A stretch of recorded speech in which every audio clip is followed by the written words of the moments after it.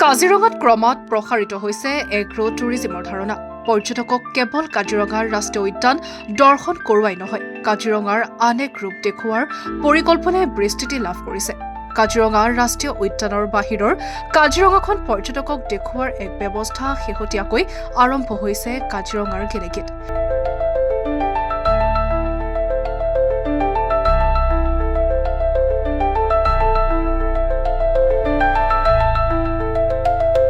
দীৰ্ঘ সময় গুৱাহাটীত থকা কাজিৰঙাৰ স্থায়ী বাসিন্দা কমল বৰাই অৱসৰৰ সময় কটোৱাৰ লগতে পৰ্যটকক এগ্ৰ টুৰিজিমৰ ধাৰণা দিয়াৰ ব্যৱস্থা কৰিছে।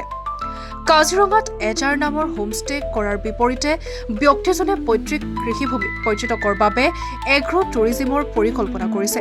ইতিমধ্যে তেওঁ সুন্দৰ সঁহাৰি লাভ কৰা বুলি উল্লেখ কৰিছে। তৰমুজকে আদি কৰি বিভিন্ন পাচলিৰ খেতি কৰি তেওঁ এগ্ৰ টুৰিজিমৰ ধাৰণাটোক প্ৰসাৰিত কৰাৰ পৰিকল্পনা কৰিছে বুলি দোহাৰে।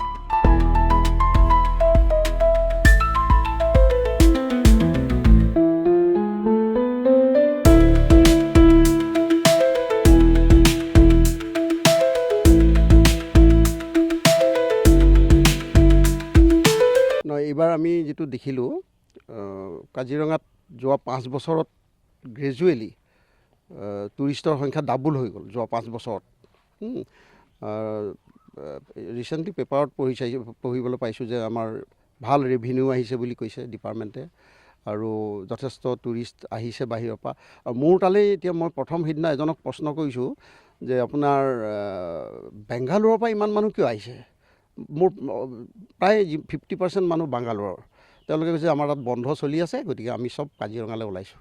গতিকে তেনেকৈ ধৰণে আমাৰ যথেষ্ট টুৰিষ্ট বাঢ়িছে, আৰু সেই টুৰিষ্ট বঢ়াৰ কাৰণে ময়ো উৎসাহিত হৈ যিটো হোমষ্টে বনালোঁ এজাৰ হোমষ্টে বুলি, সেইটোত যথেষ্ট সঁহাৰি পাইছোঁ। প্ৰথম বছৰতে মই যথেষ্ট সঁহাৰি পাইছোঁ। বহুতে মোক কৈছিলে যে প্ৰথম বছৰত আপোনাৰ ইমান আশা নকৰিব, কিন্তু মই আশা কৰাতকৈ বেছি ভাল ৰেছপন্স পাইছোঁ।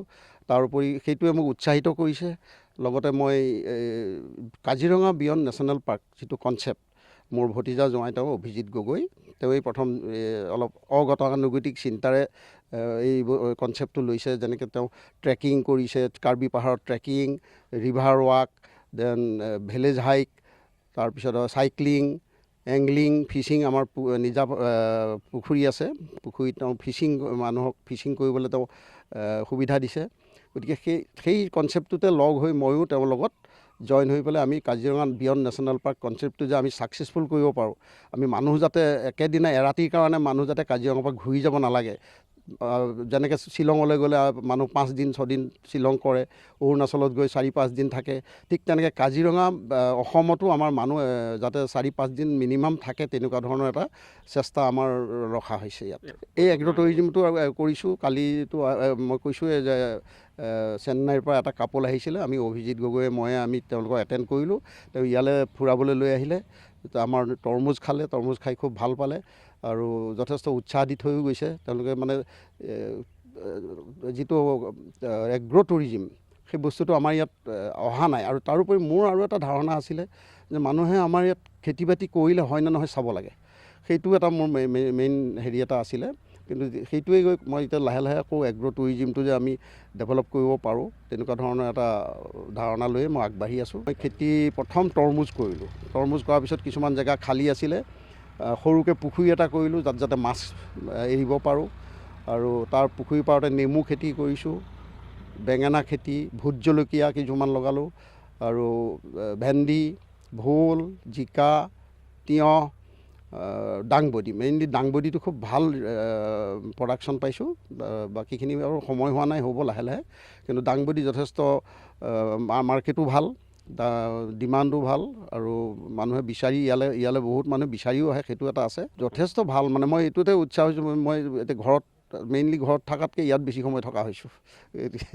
গতিকে মোৰ ভাল লাগিছে ইয়াত থাকি পেলাই, যে মই গুৱাহাটীৰ পৰা ওলাই আহি ইয়াত এনেকৈ যে কিবা এটা নতুন ধৰণৰ কিবা এটা কৰিব পাৰিছোঁ, এইটো মই খুব মানে এনজয় কৰিছোঁ, মেইনলি এনজয় কৰিছোঁ।